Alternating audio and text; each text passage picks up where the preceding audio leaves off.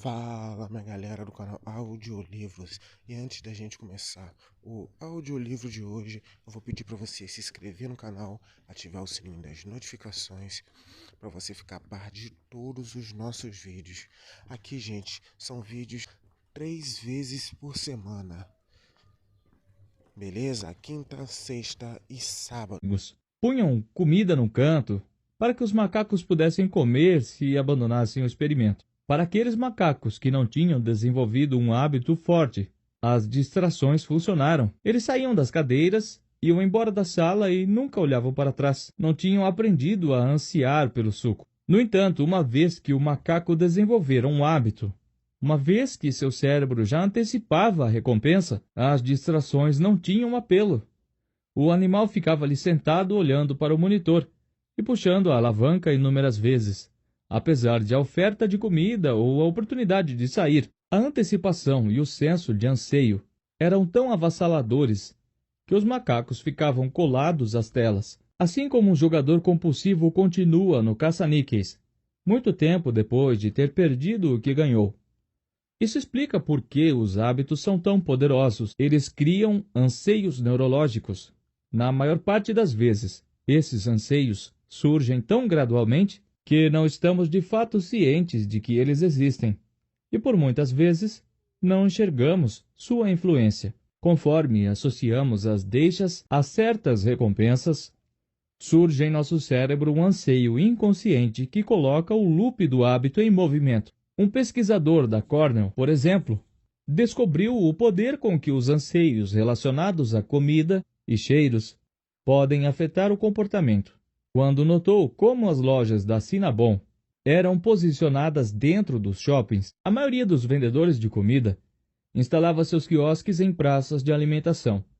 Mas a Cinnabon tenta instalar suas lojas longe de outras lojas de comida. Por quê? Porque os executivos da Cinnabon querem que o cheiro dos pãezinhos de canela se espalhe por corredores e cantos sem interferência, de modo que os compradores comecem a ansiar inconscientemente por um pãozinho. Quando o consumidor dobra uma esquina e vê a loja da Cinnabon, esse anseio é um monstro desenfreado dentro da sua cabeça. E sem pensar, ele procura a carteira. O loop do hábito está em movimento, porque um senso de anseio surgiu. Não há nada programado em nossos cérebros que nos faça ver uma caixa de donuts e automaticamente querer algo doce. Schultz me disse. Mas, uma vez que nosso cérebro aprende que uma caixa de donuts contém um açúcar delicioso e outros carboidratos, ele começa a antecipar o efeito do açúcar. Nossos cérebros nos impulsionam em direção à caixa.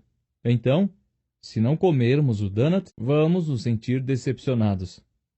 Para entender esse processo, pense em como o hábito de Júlio surgiu. Primeiro, ele via uma forma na tela. Com o tempo, Júlio aprendeu que a aparição da forma significava que era hora de executar uma rotina.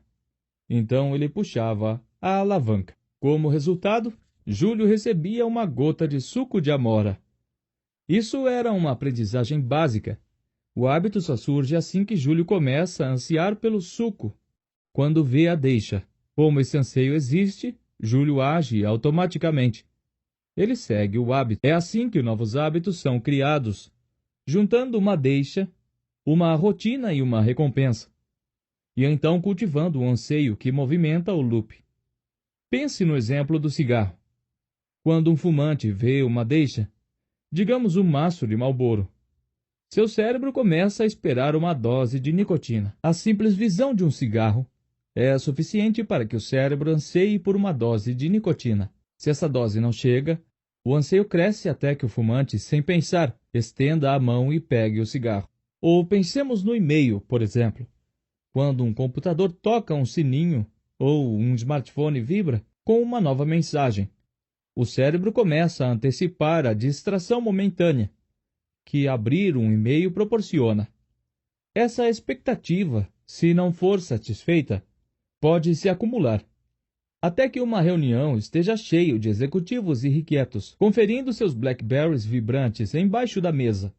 mesmo sabendo que provavelmente só são os últimos recados de um jogo de futebol virtual. Por outro lado, se alguém desabilita o VibraCal e assim remove a deixa, as pessoas conseguem trabalhar durante horas, sem pensar em conferir sua caixa de entrada. Cientistas estudaram os cérebros de alcoólatras, fumantes e comedores compulsivos e mediram como sua neurologia, as estruturas de seus cérebros e o fluxo de substâncias neuroquímicas dentro de suas cabeças se altera conforme seus anseios se tornam arraigados.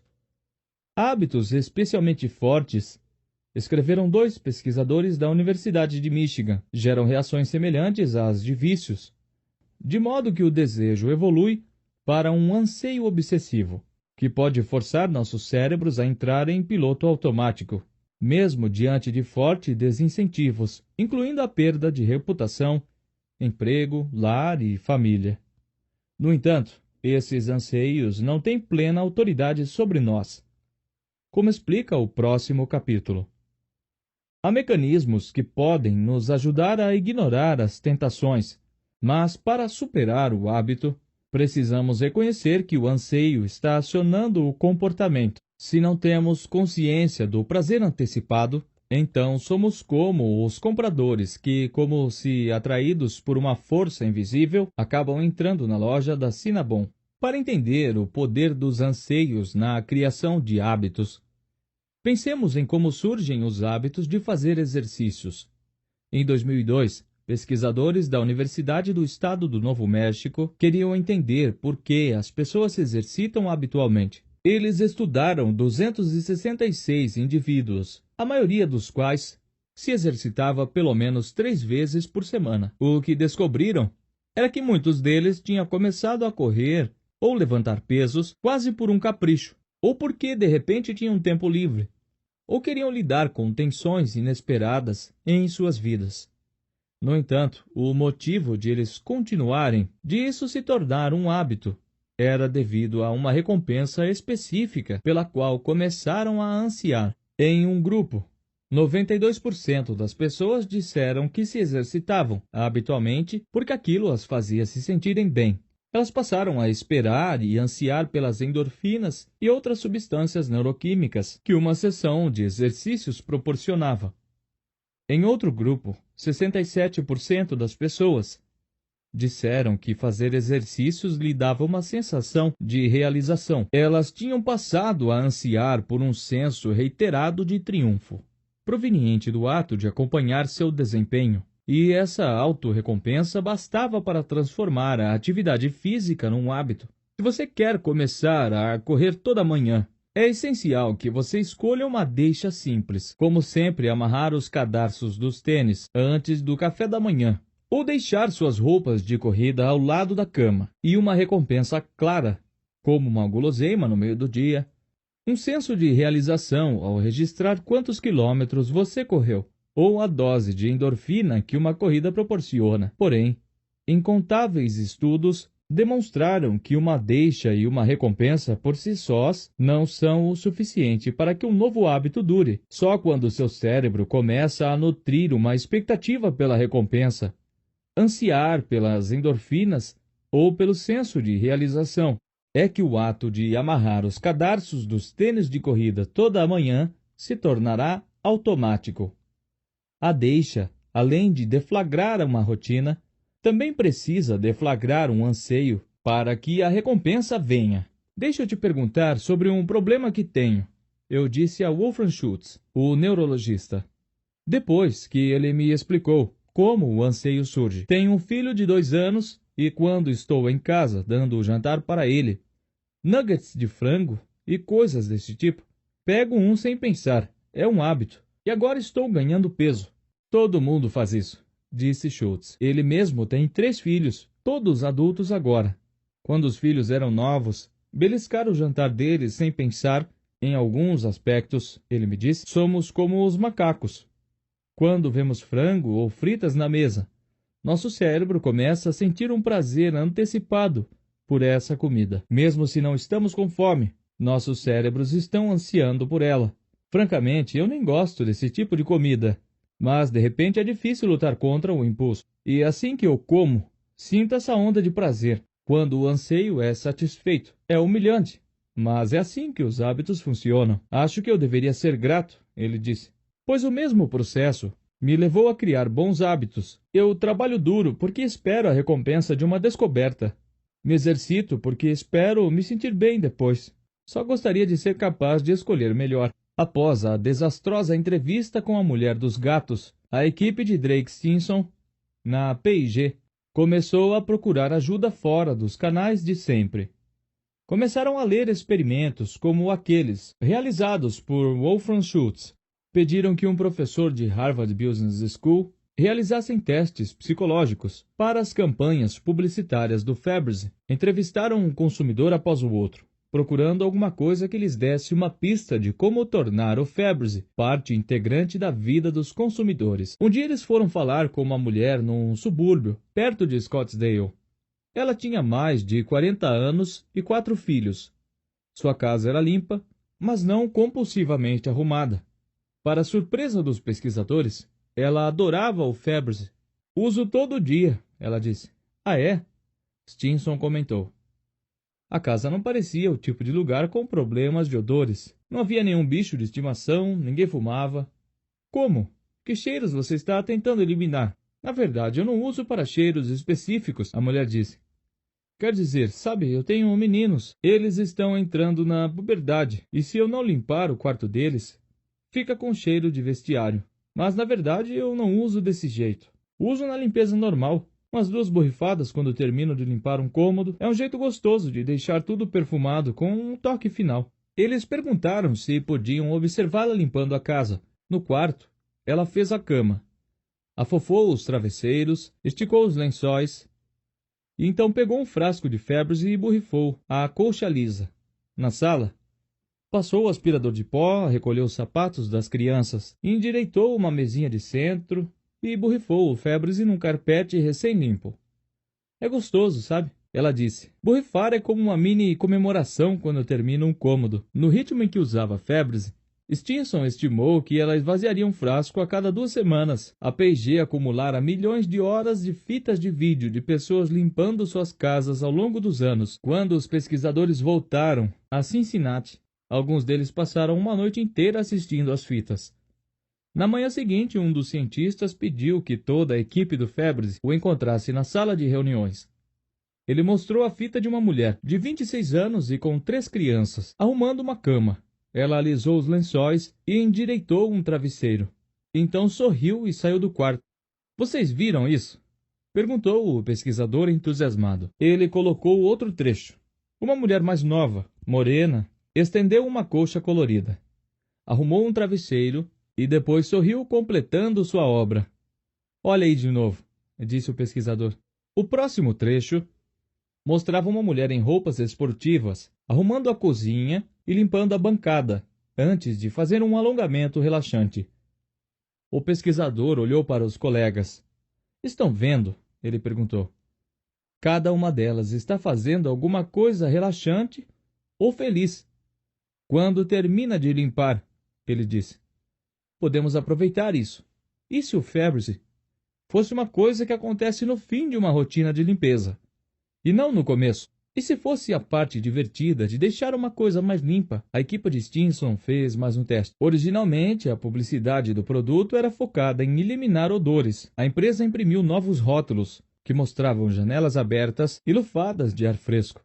Foi acrescentado mais perfume à receita, para que, em vez de apenas neutralizar odores, Fabergé também tivesse sua própria fragrância distinta. Filmaram-se comerciais de TV com mulheres borrifando, camas recém-arrumadas e roupas recém-lavadas. O slogan antes era "Tira o mau cheiro de tecidos". Ele foi reformulado como "Limpa os cheiros da vida". Cada mudança foi projetada para fazer apelo a uma deixa específica diária. Limpar um cômodo, arrumar uma cama, passar o aspirador num tapete. Em cada uma delas, o Fabergé foi apresentado como a recompensa. O cheiro bom que acontece no final de uma rotina de limpeza. Mais importante, cada anúncio foi calibrado para evocar um anseio. ou de que as coisas tinham um cheiro tão bom quanto sua aparência. Quando o ritual de limpeza é concluído, a ironia é que um produto feito para neutralizar odores foi transformado no contrário disso. Em vez de eliminar o cheiro em tecidos sujos, ele se tornou um perfumador de ar, usado como um toque final, depois que as coisas já estão limpas.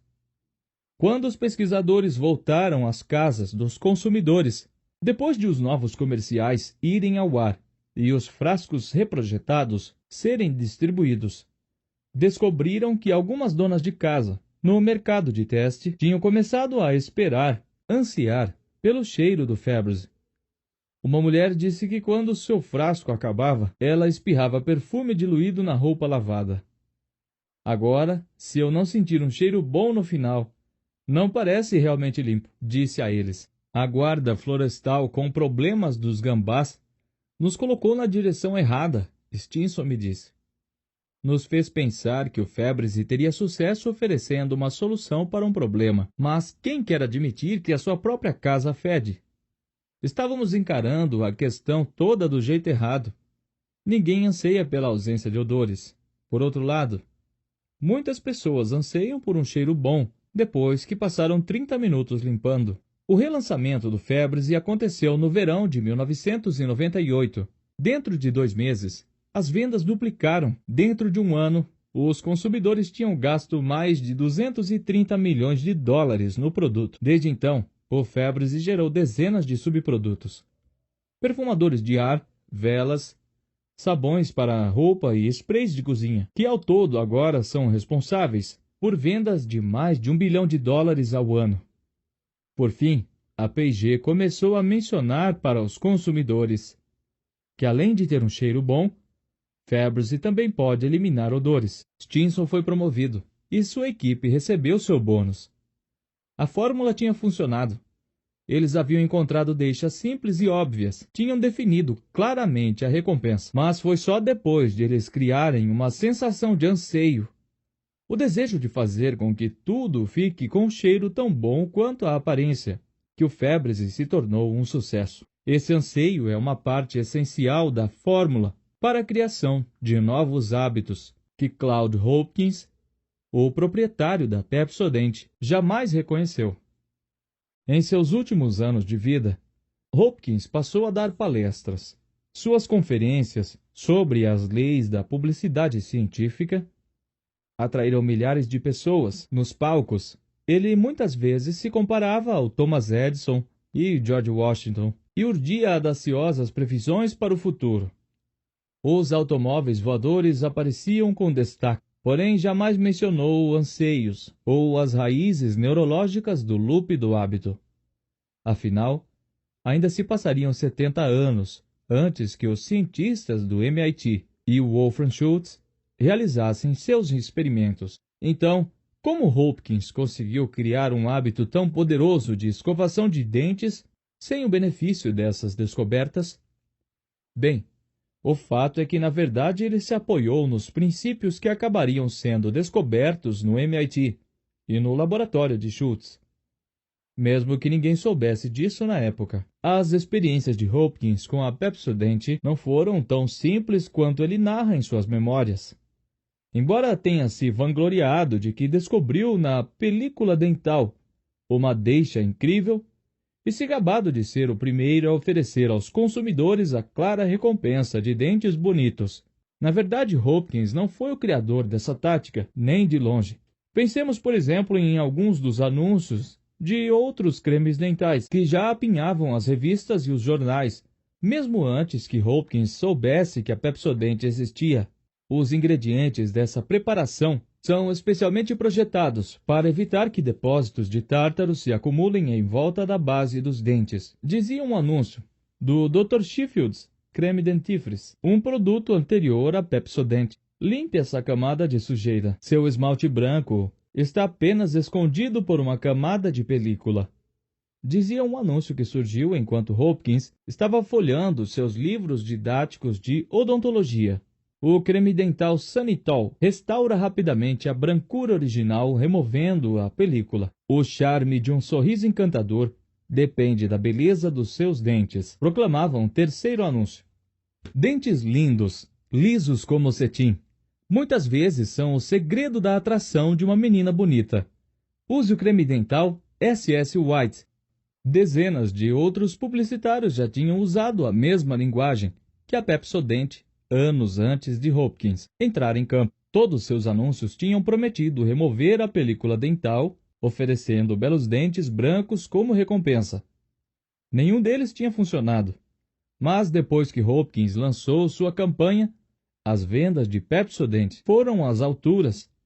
Por que a Pepsodent era diferente? Porque o sucesso de Hopkins foi movido pelos mesmos fatores que fizeram o macaco Júlio puxar a alavanca e as donas de casa borrifarem o febre nas camas recém-arrumadas.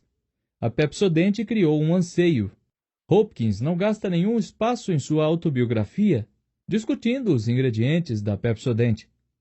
Mas a receita listada no pedido de patente do creme dental e os registros da empresa revelam algo interessante. Diferente de outras pastas da época, a Pepsodent continha ácido cítrico, bem como doses de óleo de hortelã e outras substâncias químicas. O inventor da Pepsodent usou esses ingredientes para fazer com que a pasta tivesse um sabor refrescante, mas eles também surtiram outro efeito imprevisto. São substâncias irritantes que criam uma sensação gelada e ardida na língua e gengiva. Depois que a Pepsodent começou a dominar o mercado, pesquisadores de empresas concorrentes quebraram a cabeça para entender por quê. O que descobriram foi que os consumidores diziam que, se esquecessem de usar Pepsodent, percebiam seu descuido, pois sentiam falta daquela sensação gelada e ardida na boca. Eles esperavam, ansiavam por essa leve irritação. Se isso não estivesse presente, não sentia que suas bocas estavam limpas. Claude Hopkins não estava vendendo dentes bonitos.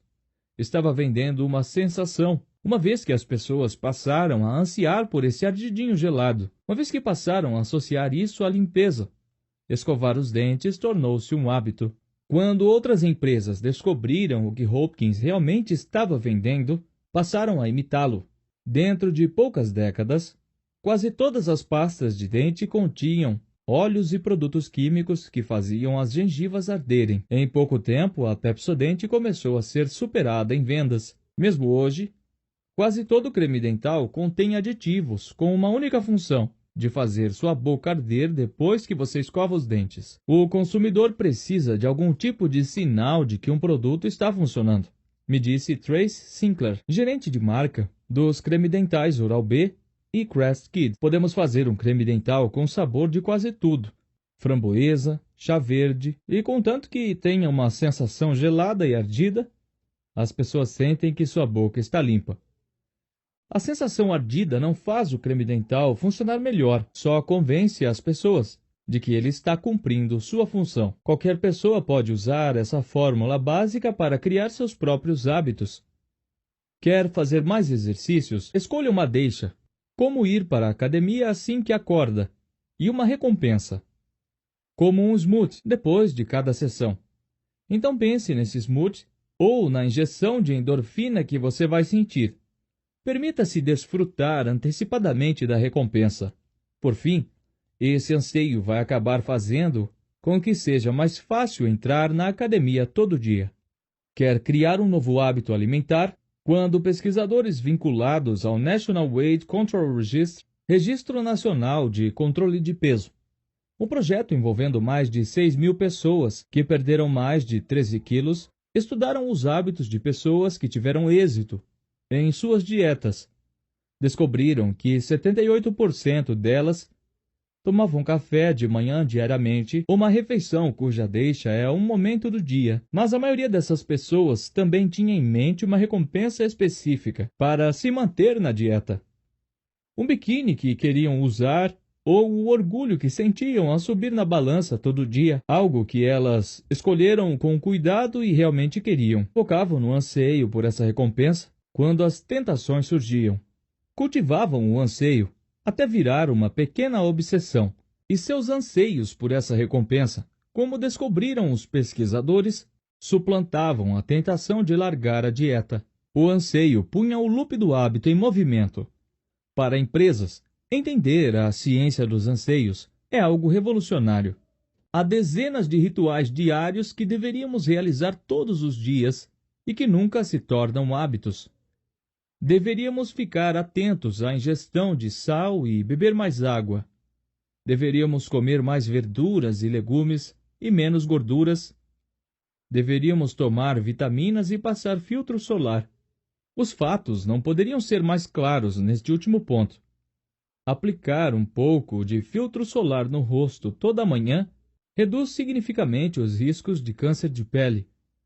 No entanto, embora todo mundo escove os dentes, menos de 10% dos americanos passam filtro solar todo dia, porque não existe um anseio que tenha feito do filtro solar um hábito diário. Algumas empresas estão tentando solucionar isso, dando aos filtros solares uma sensação ardida, ou algo que indique às pessoas que elas passaram o produto na pele. Espera-se que isso vá deflagrar uma expectativa.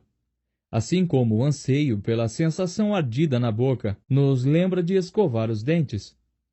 Empresas já utilizaram táticas semelhantes em centenas de outros produtos. A espuma é uma enorme recompensa, disse Sinclair, a gerente de marca.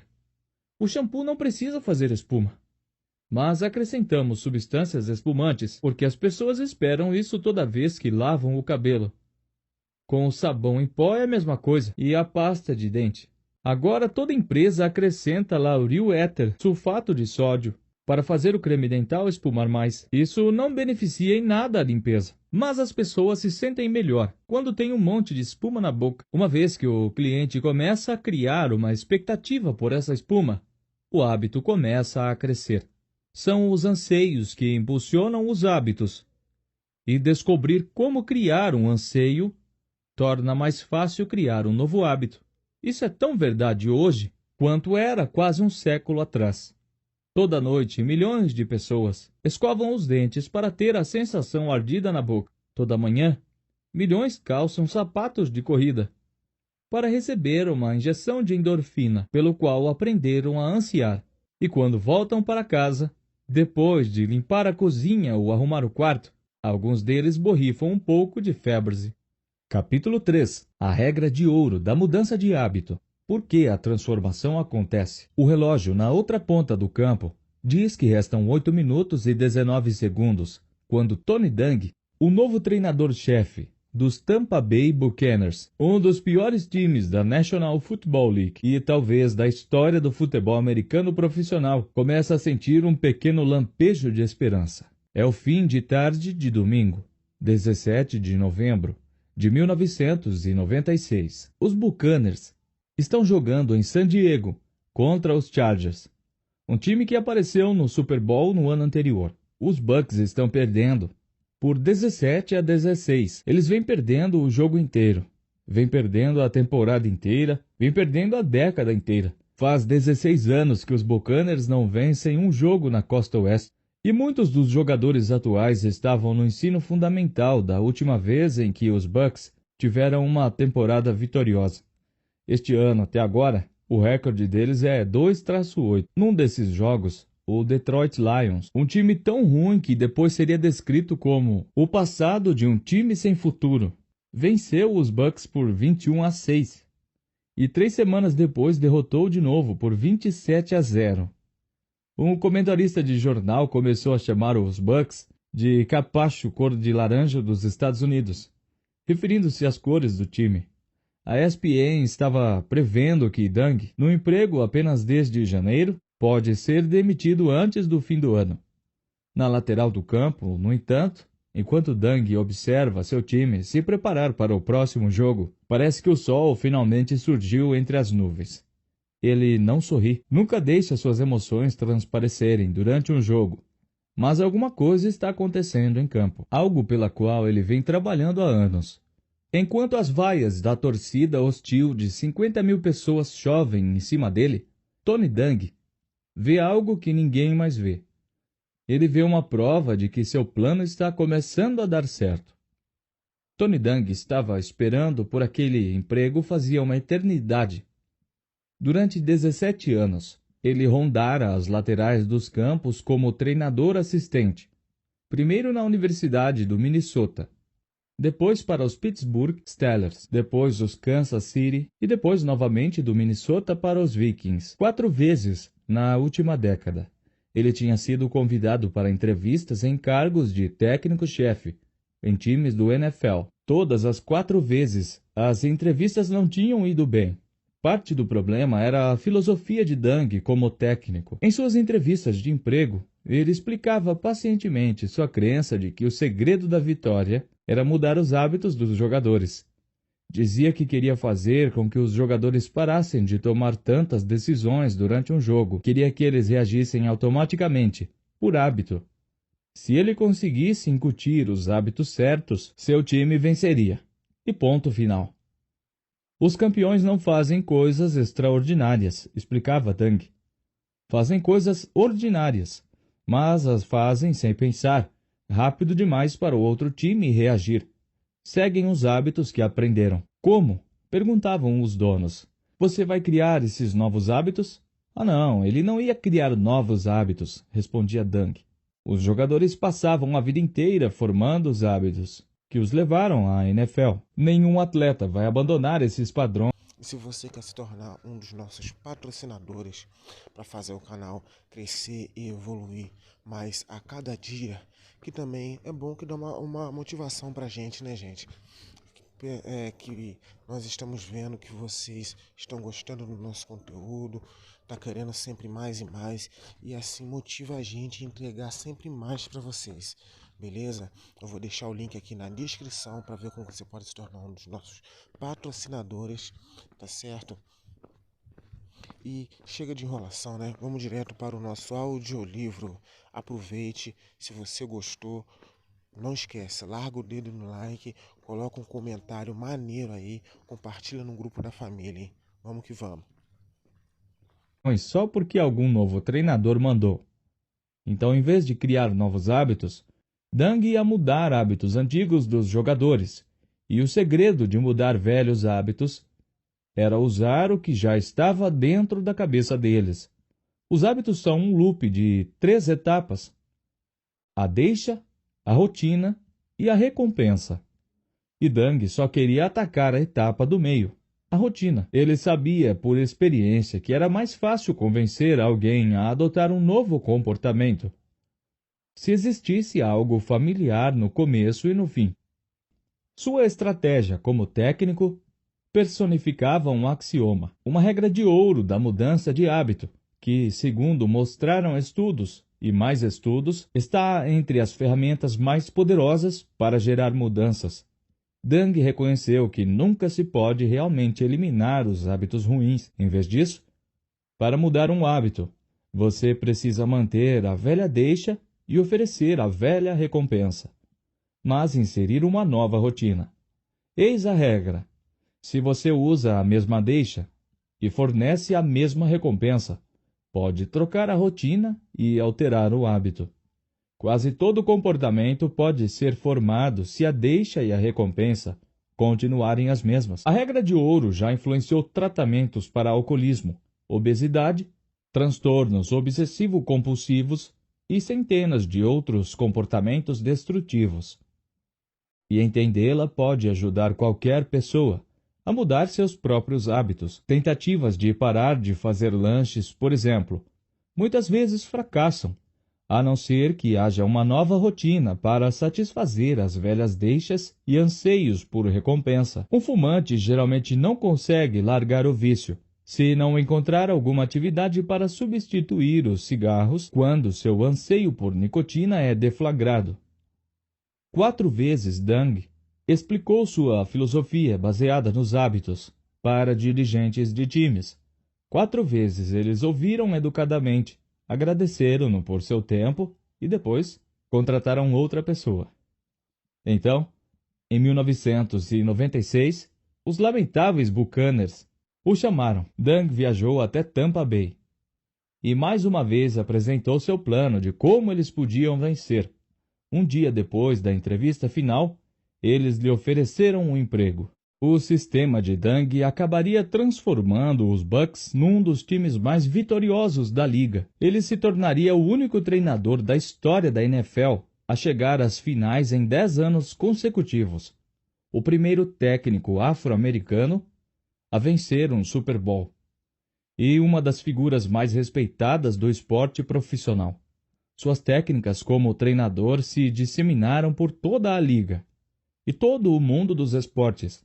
Sua abordagem ajudaria a esclarecer como se transformam hábitos na vida de qualquer pessoa, mas tudo isso ainda estava por vir. Hoje, em San Diego, Dung só queria vencer. Do seu banco de técnico, ele olha o relógio. Restam 8 minutos e 19 segundos de jogo. Os Bucks vêm perdendo o jogo inteiro e desperdiçaram uma oportunidade atrás da outra, como é típico deles. Se a defesa não fizer alguma coisa agora mesmo, este jogo estará perdido de fato. San Diego está lotada. San Diego está com a bola na sua própria linha de 20 jardas e o quarterback dos Chargers, Stan Humphries, está se preparando para liderar uma investida com a qual ele espera fechar o jogo. O relógio começa a contar. Humphries está a postos para tomar a bola, mas Dung não está olhando para Humphries. Em vez disso, está observando seus próprios jogadores se alinharem numa formação que passaram meses aperfeiçoando. Tradicionalmente, o futebol americano é um jogo de fintas e contra-fintas, dribles e manobras falsas. Os treinadores com os livros de táticas mais volumosos e os esquemas mais complicados geralmente vencem. Dung, no entanto, adotou a abordagem contrária. Não está interessado em complicações e artimanhas.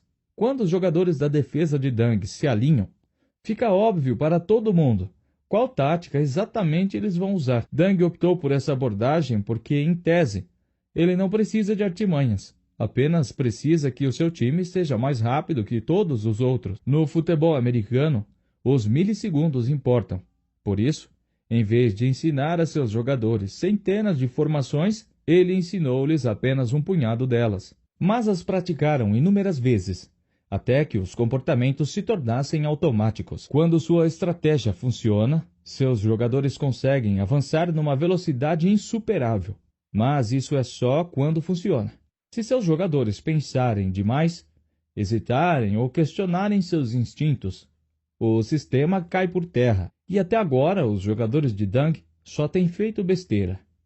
Desta vez, no entanto, enquanto os Bucks se alinham na linha de 20 jardas, há algo de diferente. Pensemos, por exemplo, em Regan Upshaw, um defensive end dos Buccaneers, que se instalou numa posição de 3 pontos na linha de scrimmage. Em vez de percorrer a linha com os olhos, tentando absorver o máximo de informação possível, Upshaw está olhando apenas para as deixas em que Dung lhe ensinou a se focar. Primeiro, ele olha de relance para o pé de fora do lineman adversário.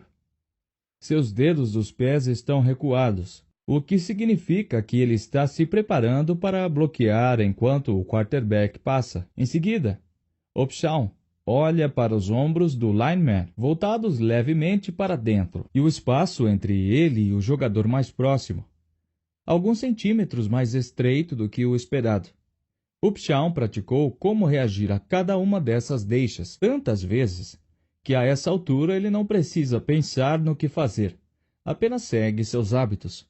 O quarterback do San Diego se aproxima da linha de scrimmage e olha de relance para a direita, depois para a esquerda. Grita a contagem e toma a bola. Ele recua 5 passos e fica aprumado, girando a cabeça, procurando alguém livre para receber. 3 segundos se passaram desde que a jogada começou. Os olhos do estádio e as câmeras de TV estão voltadas para ele. Por isso, a maior parte dos observadores não enxerga o que está acontecendo entre os Buccaneers. Assim que o Humphries tomou a bola, Upshaw entrou em ação. Dentro do primeiro segundo da jogada, ele disparou para a direita, cruzando a linha de scrimmage tão rápido que o lineman do ataque não conseguiu bloqueá-lo. No segundo seguinte, Upshaw correu mais 4 passos para frente, numa velocidade estonteante. Em mais um segundo, Upshaw deu mais 3 passos largos para perto do quarterback, trajetória que o lineman do ataque não poderia ter previsto. Conforme a jogada avançava para o quarto segundo, Humphries, o quarterback do San Diego, de repente está exposto. Ele hesita, vê o Upshaw com um canto de olho. E nesse momento, Humphries comete seu erro. Ele começa a pensar. Humphries avista alguém do seu time, um tight end, novato, chamado Brian Roche, 20 jardas mais à frente do campo. Há outro receiver do San Diego muito mais perto, agitando os braços e pedindo a bola. O passo curto é a escolha segura.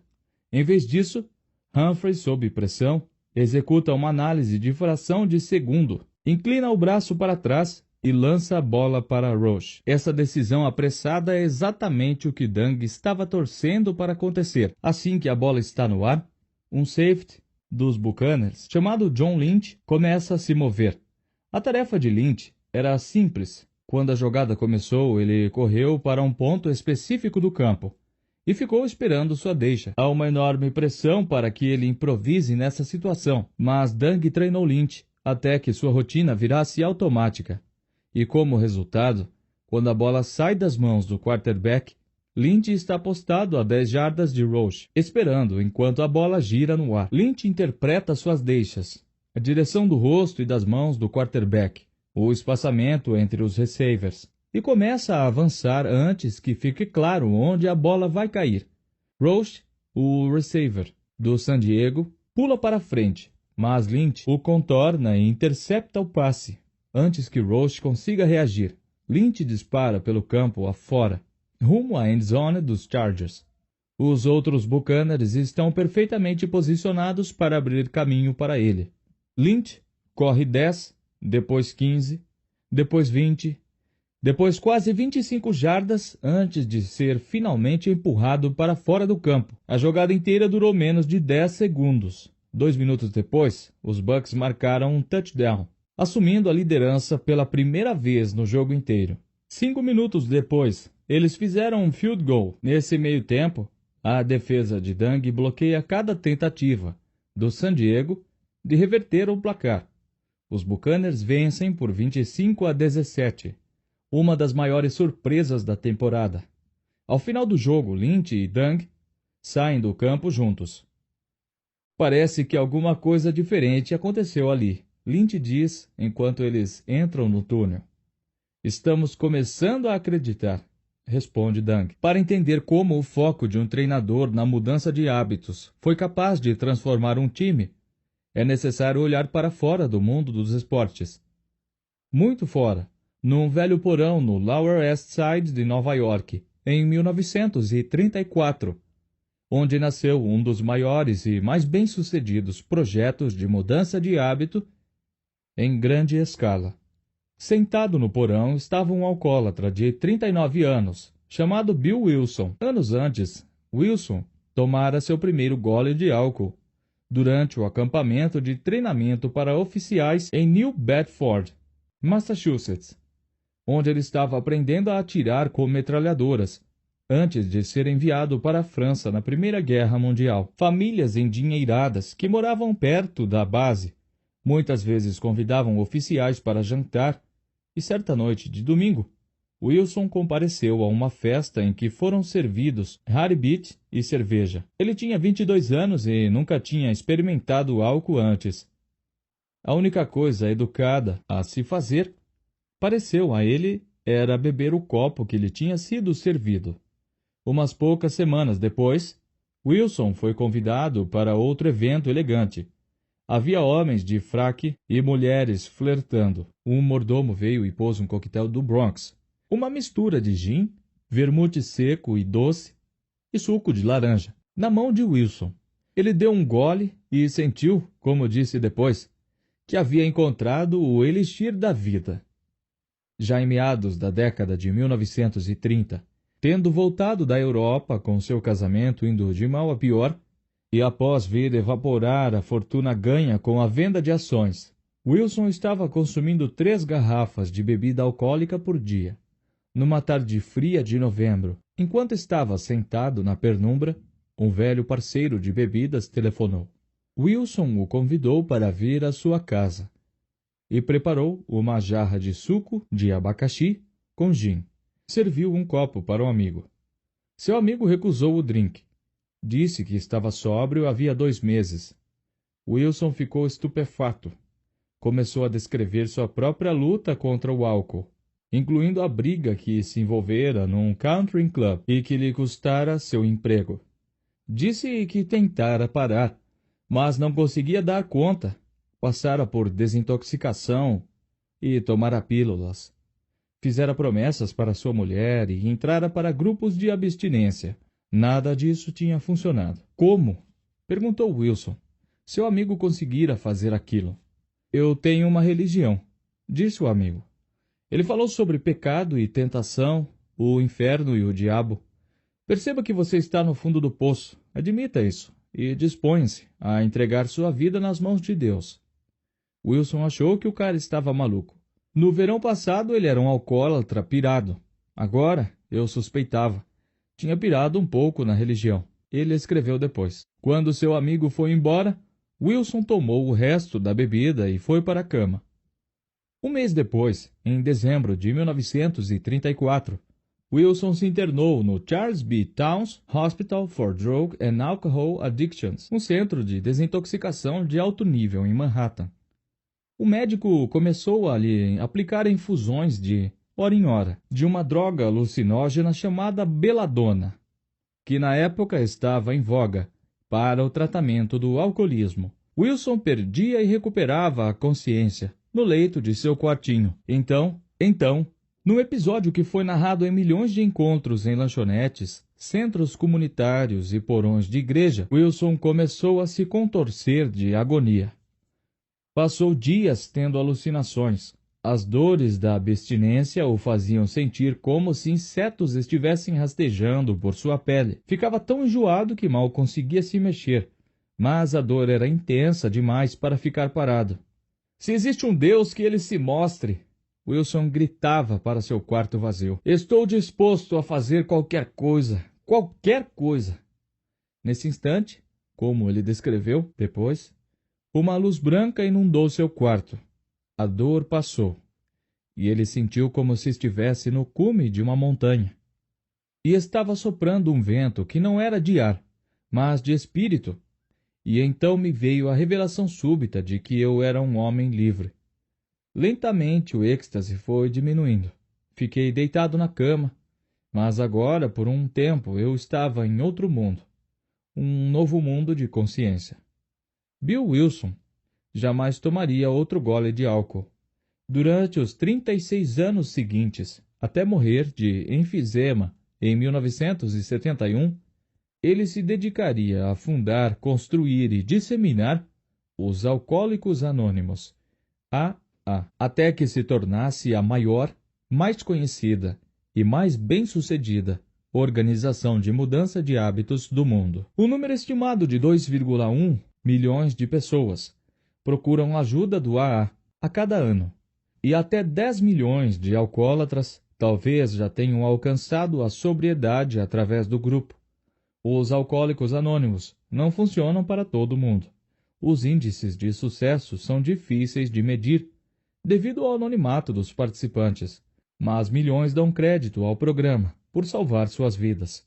O credo institucional do AA, os famosos 12 Passos, tornou-se um componente cultural incorporado em programas de tratamento para alimentação compulsiva, vício em jogos de azar, dívidas, sexo, drogas, disposofobia, automutilação, tabagismo, vício em videogames, dependência emocional e dezenas de outros comportamentos destrutivos. As técnicas do grupo oferecem, em diversos aspectos, uma das fórmulas mais poderosas para a mudança. Tudo isso era um tanto inesperado, pois o AA não tem praticamente nenhum embasamento científico ou nos métodos terapêuticos mais aceitos. O alcoolismo, é claro, não é apenas um hábito, é um vício físico com raízes psicológicas e talvez genéticas. O interessante no AA, no entanto, é que o programa não aborda diretamente várias das questões psiquiátricas ou bioquímicas, que, segundo os pesquisadores, muitas vezes estão no cerne daquilo que leva os alcoólatras a beberem. Na verdade, os métodos do AA parecem ignorar descobertas científicas e médicas, de um modo geral, assim como os tipos de intervenção de que muitos psiquiatras dizem que os alcoólatras realmente precisam. Nota ao leitor: a linha que separa os hábitos dos vícios muitas vezes é difícil de medir. Por exemplo, a American Society of Addiction Medicine, Sociedade Americana de Medicina da Dependência, define vício como um distúrbio primário e crônico de recompensa cerebral, motivacional, memória e circuitos relacionados. O vício é caracterizado por uma debilitação do controle corporal, anseios, incapacidade de abster-se de forma consistente e diminuição dos relacionamentos. Segundo essa definição, observam alguns pesquisadores, é difícil determinar por que gastar $50 por semana em cocaína é ruim, mas gastar $50 por semana em café não é um problema. Alguém que anseia por cappuccino toda tarde pode parecer clinicamente viciado para um observador que considere que pagar $5 por um café demonstra debilitação de controle comportamental. Uma pessoa que prefere correr a tomar café da manhã com os filhos é viciada em exercícios? Em geral, dizem muitos pesquisadores, enquanto o vício é complicado e ainda mal compreendido, diversos dos comportamentos que associamos a eles muitas vezes são impulsionados por hábitos. Algumas substâncias, tais como drogas, cigarros ou álcool, podem causar dependência física, mas esses anseios físicos muitas vezes podem desaparecer rapidamente depois que o uso é interrompido. Um vício físico em nicotina, por exemplo, dura apenas enquanto a substância química está na corrente sanguínea do fumante, cerca de 100 horas depois do último cigarro. Muitos dos desejos persistentes que consideramos como acessos de vícios em nicotina, na verdade são hábitos comportamentais, afirmando-se: ansiamos por um cigarro no café da manhã um mês depois não porque precisamos dele fisicamente, mas porque lembramos a sensação agradável que ele costumava proporcionar toda manhã.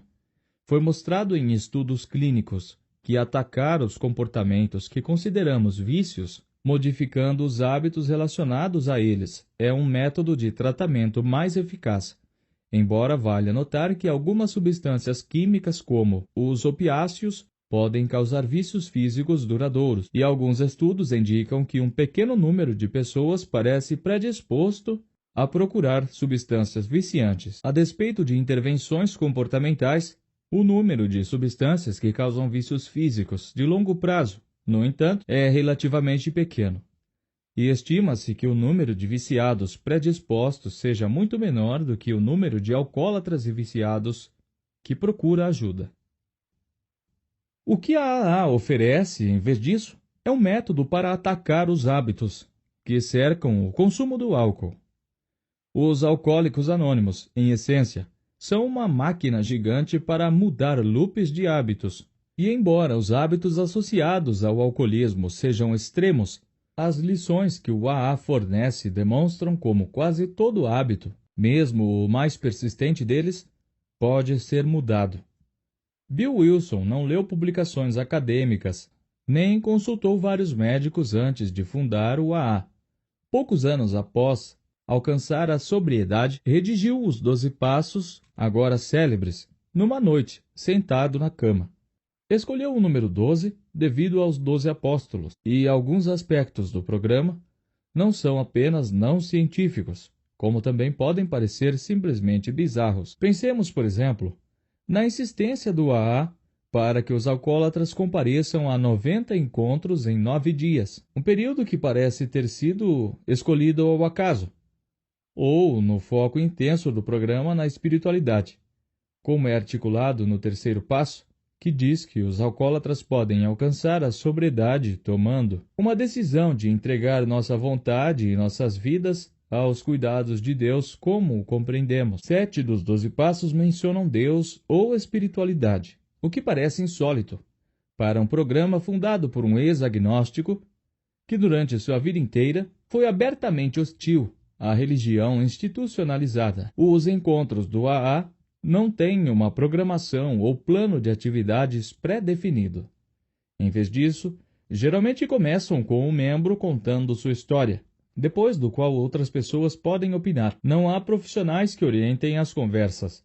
E há poucas regras sobre como os encontros devem funcionar. Nas últimas 5 décadas, enquanto quase todos os aspectos da psiquiatria e da pesquisa sobre vícios foram revolucionados por descobertas das ciências comportamentais, da farmacologia e da nossa compreensão do cérebro, o AA permaneceu congelado no tempo. Devido à falta de rigor do programa, acadêmicos e pesquisadores muitas vezes o criticaram. A ênfase do AA na espiritualidade, alegavam alguns, fazia dele mais um culto do que um tratamento.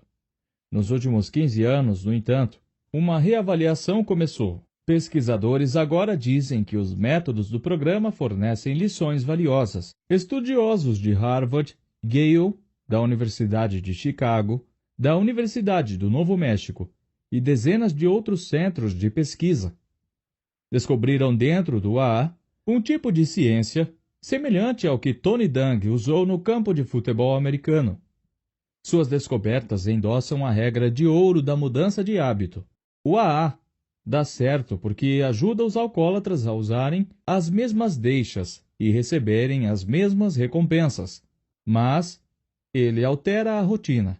Os pesquisadores dizem que o AA funciona porque o programa obriga as pessoas a identificarem as deixas e recompensas que estimulam seus hábitos alcoólicos e depois as ajuda a encontrar novos comportamentos. Quando Claude Hopkins estava vendendo a Pepsodent, descobriu um jeito de criar um novo hábito, deflagrando um novo anseio. Mas para mudar um velho hábito, você precisa abordar um anseio antigo. Precisa manter as mesmas deixas e recompensas de antes e alimentar o anseio inserindo uma nova rotina. Pensemos no quarto passo. Fazer um minucioso e destemido inventário de nós mesmos. E no quinto, admitir para Deus, para nós mesmos e para outro ser humano a natureza exata dos nossos erros. Não fica óbvio pelo modo como eles estão escritos, mas para completar esses passos, a pessoa precisa criar uma lista de todas as coisas que deflagram seus impulsos alcoólicos. Disse J. Scott Tonigan, um pesquisador da Universidade do Novo México, que estudou o AA por mais de uma década.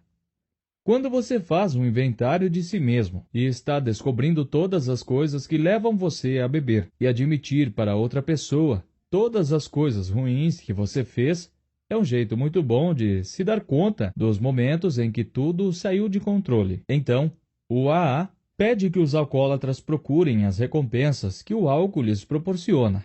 Que anseios, pergunta o programa, estão impulsionando seu loop do hábito? Muitas vezes a embriaguez em si não aparece na lista. Os alcoólatras anseiam por bebida porque ela oferece fuga, relaxamento, companheirismo, alívio de ansiedade e uma oportunidade de libertação emocional. Eles podem ansiar por um drink para esquecer suas preocupações, mas não anseiam necessariamente por se sentir bêbados. Os efeitos físicos do álcool muitas vezes são uma das menores recompensas da bebida para um viciado. Há um elemento hedonista no álcool, disse Hufmiller, um neurologista alemão que estudou a atividade cerebral entre alcoólatras.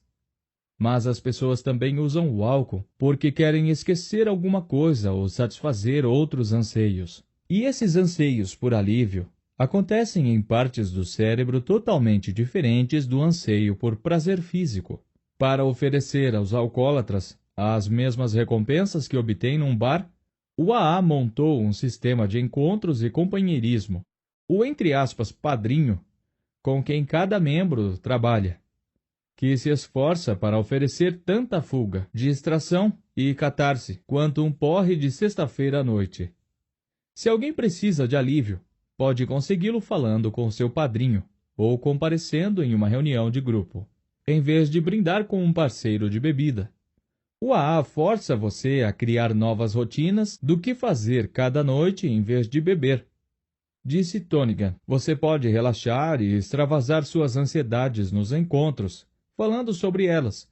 As deixas e recompensas continuam as mesmas. É só o comportamento que muda. Uma demonstração especialmente dramática de como as deixas e recompensas dos alcoólatras podem ser transferidas para novas rotinas aconteceu em 2007, quando Miller, o neurologista alemão, e seus colegas da Universidade de Magdeburg implantaram pequenos dispositivos elétricos dentro dos cérebros de 5 alcoólatras, que tinham tentado largar a bebida várias vezes. Cada um dos alcoólatras do estudo passara pelo menos 6 meses na reabilitação, sem sucesso. Um deles chegara a mais de 60 desintoxicações. Os dispositivos implantados nas cabeças dos homens foram posicionados dentro de seus gânglios basais, a mesma parte do cérebro em que os pesquisadores do MIT encontraram o loop do hábito, e emitiam uma carga elétrica que interrompia a recompensa neurológica que deflagra os anseios habituais. Depois que se recuperaram da operação, os homens foram expostos a deixas que costumavam deflagrar desejos alcoólicos, tais como fotos de cerveja ou idas a bares. Em circunstâncias normais, resistir a um drink teria sido impossível para eles. Mas os dispositivos dentro de seus cérebros anulavam os anseios neurológicos de cada homem. Eles não tomavam nenhuma gota. Um deles me disse que o anseio desaparecia assim que ligamos a eletricidade, disse Miller. Então a desligamos, e o anseio voltou imediatamente. Erradicar os anseios neurológicos dos alcoólatras, no entanto, não foi suficiente para acabar com seus hábitos etílicos. 4 deles tiveram recaídas pouco depois da cirurgia, geralmente após um acontecimento estressante. Procuravam a bebida porque era assim que lidavam automaticamente com a ansiedade. No entanto, uma vez que aprenderam rotinas alternativas para lidar com o estresse, pararam de beber para sempre. Um paciente, por exemplo, frequentava encontros do AA. Outros fizeram terapia. E uma vez que eles incorporaram em suas vidas essas novas rotinas para lidar com o estresse e a ansiedade, o êxito foi impressionante. O homem que fizera desintoxicação 60 vezes nunca mais tomou outro gole de bebida. Outros 2 pacientes tinham começado a beber aos 12, eram alcoólatras aos 18, bebiam todos os dias, e agora estão sóbrios há 4 anos. Notemos como esse estudo condiz fortemente com a regra de ouro da mudança de hábito. Mesmo quando o cérebro dos alcoólatras foram alterados pela cirurgia, isso não foi suficiente. Os velhos estímulos e anseios por recompensas ainda estavam lá, esperando para dar o bote. Os alcoólatras só mudaram de forma permanente uma vez que aprenderam novas rotinas fundadas nos antigos estímulos e forneciam um alívio já conhecido.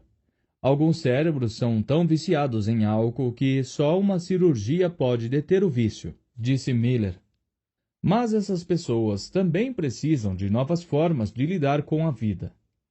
O AA oferece um sistema semelhante, embora menos invasivo, para inserir novas rotinas em velhos loops de hábito.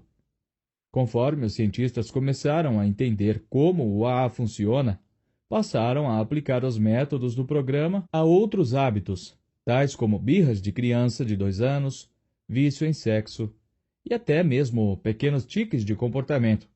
Conforme os métodos do AA se disseminaram, foram aperfeiçoados em terapias que podem ser usadas para interferir em quase todos os padrões. No verão de 2006, uma pós-graduanda de 24 anos, chamada Mandy, entrou no Centro de Aconselhamento da Universidade Estadual do Mississippi. Durante a maior parte de sua vida, Mandy roera as unhas, mordendo-as até sangrarem. Muitas pessoas roem as unhas para roedores de unhas crônicos. No entanto, esse é um problema de escala diferente. Mandy muitas vezes roía até suas unhas descolarem da pele embaixo delas. As pontas dos dedos ficavam cobertas. Se você quer se tornar um dos nossos patrocinadores para fazer o canal crescer e evoluir mais a cada dia, que também é bom que dá uma motivação para a gente, né, gente? Que nós estamos vendo que vocês estão gostando do nosso conteúdo, tá querendo sempre mais e mais, e assim motiva a gente a entregar sempre mais para vocês, beleza? Eu vou deixar o link aqui na descrição para ver como você pode se tornar um dos nossos patrocinadores, tá certo? E chega de enrolação, né? Vamos direto para o nosso audiolivro. Aproveite, se você gostou, Não esquece, larga o dedo no like, coloca um comentário maneiro aí, compartilha no grupo da família, hein? Vamos que vamos.